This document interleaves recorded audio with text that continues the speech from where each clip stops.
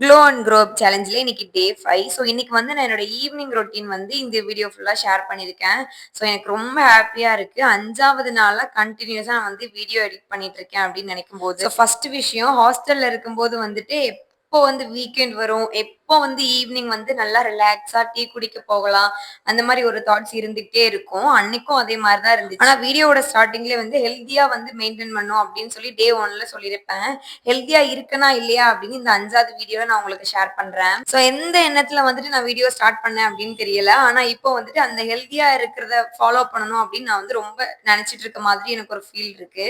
Video உங்ககிட்ட share பண்றதுனால நான் ஹெல்த்தியா இருக்கணும் அப்படின்னு நினைக்கனா, இல்ல உண்மையாவே நான் ஹெல்த்தியா இருக்கணும் அப்படின்னு நினைக்கிறேனா அப்படின்னு எனக்கு புரியவே இல்ல. ஆனா நிறைய ஹெல்த்தியா சாப்பிடணும் அப்படின்ற ஐடியாலாம் இப்போ கொஞ்சம் கொஞ்சம் வந்திருக்கு. மோஸ்ட் ஆஃப் த டைம் வந்து நான் பசிக்கு அப்படின்னாலே வந்து சும்மா பிரெட் ஆம்லேட் சாப்பிடலாம் அல்லது வந்து சாண்ட்விச் சாப்பிடலாம் இப்படின்னு சொல்லிட்டு போயிடுவேன். ஆனா இந்த டைம் வந்துட்டு பசிக்கு அப்படின்னா அதை ஹெல்த்தியா வந்து ஸ்டொமக் ஃபில் பண்ணலாம் அப்படின்ற ஐடியாலாம் புதுசா வந்திருக்கு. ஃபர்ஸ்ட் டைம் வந்துட்டு நான் வந்து பப்பாளி பழம்லாம் வாங்குவோம் அப்படின்னு சொல்லி போய் கேட்டேன். பப்பாளி பழத்துக்கு வந்த வாழ்வா என்னையான்னு தெரியல. அது 1 கிலோவே வந்து ₹90 அப்படின்னு சொல்லி சொல்லிட்டாங்க.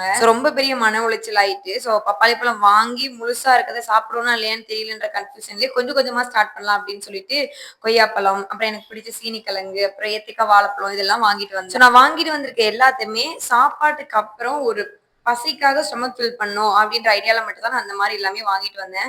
நீங்களும் ஹெல்த்தியா சாப்பிடணும் அப்படின்னு நினைச்சீங்க அப்படின்னா இந்த மாதிரி குட்டி குட்டியா உங்களுக்கு பிடிச்ச விஷயத்தெல்லாம் வாங்கி சாப்பிட ஸ்டார்ட் பண்ணுங்க. அப்படின்னா தான் வந்து பெருசா ஒருல இன்வெஸ்ட் பண்ணும்போது நம்ம அதை சாப்பிட்டோம் அப்படின்ற ஃபீல் வரும். ஸோ இந்த வீடியோவை நான் இதோட முடிச்சுக்கிறேன். Tata bye.